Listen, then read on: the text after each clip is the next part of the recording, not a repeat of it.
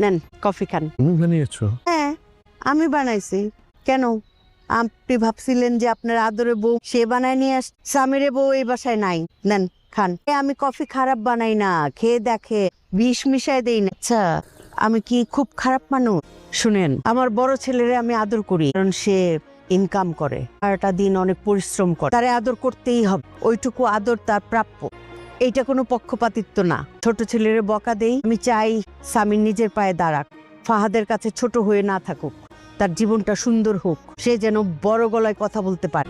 আমি তোমাকে কিছু বলেছি?